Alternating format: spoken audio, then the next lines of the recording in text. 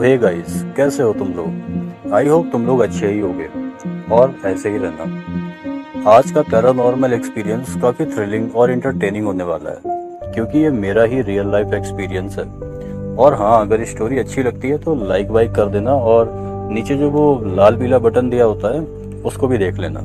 चलिए, तो इस कहानी में 3 लोग हैं। मेरे 2 फ्रेंड्स हैं, सार्थक और शुभम, और मैं खुद हूँ।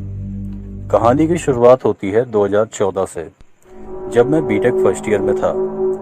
मेरे 2 ही दोस्त थे जो आज भी मेरे साथ हैं। हमारे सेमेस्टर एग्जाम्स चल रहे थे और रात के 12 बजे मैं पढ़ रहा था, क्योंकि नेक्स्ट डे मैथ्स का एग्ज़ाम था। सार्थक और शुभम मेरे रूम में आते हैं और मुझसे कहते हैं, क्या कर रहा है। बस मैंने तो इतना सुनकर ही बुक्स बंद कर दी, क्योंकि अब मेरे रूम में जो 2 प्रेत आ चुके थे, यानी कि मेरे फ्रेंड्स। सार्थक मुझसे कहता है, चल ऊपर वाली यानी टॉप फ्लोर पर चलते हैं। मैंने कहा, क्यों, वहाँ क्या है। तो सार्थक कहता है, वहाँ भूत है। सार्थक जाट है और उसे डर भी नहीं लगता। पर शुभम, वो तो भूतों की बात से बहुत डरता था और उसने मना भी किया था, पर उसको हम जबरदस्ती साथ ले गए। ऊपर वाली फ्लोर पर जाकर हमने देखा कि एक रूम परमानेंट लॉक है, अंदर से लाइट भी ऑफ थी। माहौल काफ़ी हॉन्टेड था, पर हम बिना डरे छानबीन करने लगे।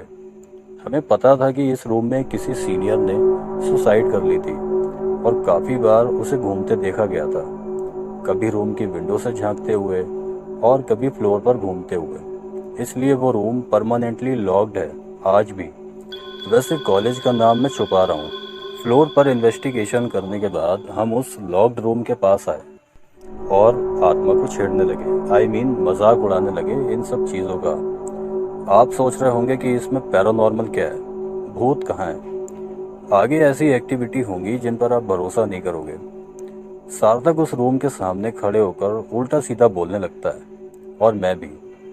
शुभम मना करता है, पर हम मानते नहीं हैं। हमने डोर को ओपन करने की कोशिश की, पर वो तो लॉक्ड था ना। हमने अंदर झांकने की कोशिश की, पर कुछ नहीं दिखा। अंदर बहुत अंधेरा था। तो हमने सोचा कि यहाँ तो कुछ नहीं मिलने वाला, टाइम पास के लिए कुछ और करना पड़ेगा, और हम वहाँ से चले गए। जैसे ही हम सीढ़ियों से नीचे उतर रहे थे, वैसे ही उस रूम के अंदर से बहुत तेज आवाज़ आई, जैसे किसी ने दरवाजे पर हाथ मारा हो। हम तीनों ने बिना टाइम वेस्ट किए दौड़ लगा दी नीचे भागने के लिए। शुभम तो अपनी चप्पल भी वहीं छोड़ आया। भागकर हम सब लोग अपने अपने रूम को चले गए। मैं अपने रूम में गया और उन दोनों का रूम अलग था जिसमें वो चले गए। मैं उस इंसिडेंट के बारे में सोच ही रहा था कि अचानक से मैंने अपने रूम के बाहर किसी को चलते हुए फील किया। मैं उठकर देख ही रहा था, तब तक वो मेरे रूम के दरवाजे को खोलने की कोशिश करने लगा। बहुत बदबू भी आने लगी थी अचानक। अपनी आंखों के सामने ये सब देखकर मैं हैरान था और चुपचाप लेट गया। थोड़ी देर बाद लगभग 2 बजे सार्थक का फ़ोन आया और वो कह रहा था कि उसके रूम में कुछ अजीब चीज़ें हो रही हैं और वो मुझे नीचे अपने रूम में बुला रहा था। मैंने सोचा कि जाकर देखता हूँ, लेकिन मैं गुस्से में भी था। मैं सोच रहा था कि सब कुछ सार्थक की वजह से ही हुआ है। फ़ोन आए बस 5 मिनट ही हुए थे और सार्थक शुभम दोबारा मेरे रूम में आ गए और आते ही मुझसे बोले, शुक्ला जल्दी चलो, उसकी आवाज़ रिकॉर्ड हुई है। ये सुनकर मैं एक्साइटेड भी था और डरा हुआ भी, पर मैं उनके रूम में गया। मैंने देखा कि वो रात में गाना रिकॉर्ड कर रहे थे। उसे गाना गाने का बहुत शौक था, यानी सार्थक को। उसने मुझे अपनी एक रिकॉर्डिंग सुनाई जिसमें एक जगह किसी लड़के की आवाज़ रिकॉर्ड हो गई थी, जैसे वो कुछ कह रहा हो, पर आवाज़ इतनी हल्की थी कुछ समझ में नहीं आया। मेरे दोस्तों ने कहा कि तुझे आज हमारे साथ ही सोना पड़ेगा। मैंने भी मना नहीं किया और उनके साथ बेड शेयर कर लिया। सब अपने अपने फ़ोन में घुसे थे और डरे हुए भी थे।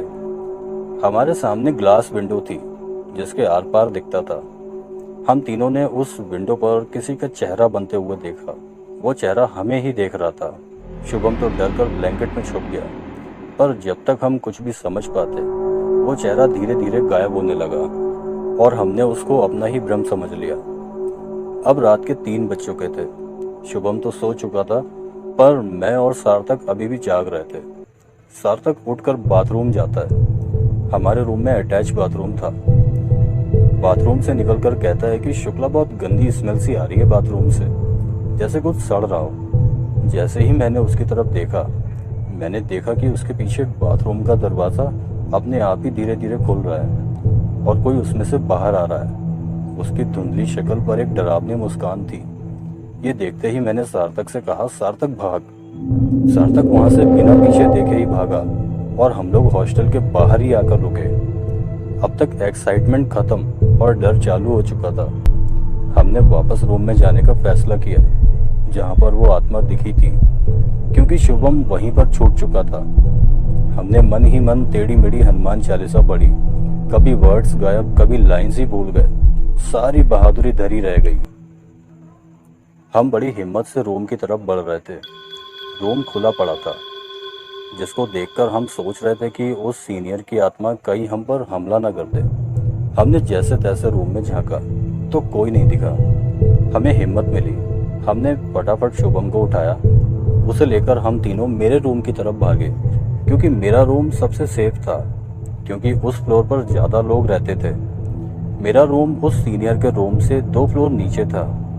जब हम तीनों मेरे रूम तक पहुंचे तो हम सब ने अपनी आंखों से देखा कि वो आत्मा हमारे सामने सीढ़ियां चढ़ते हुए अपने रूम पर जा रही थी।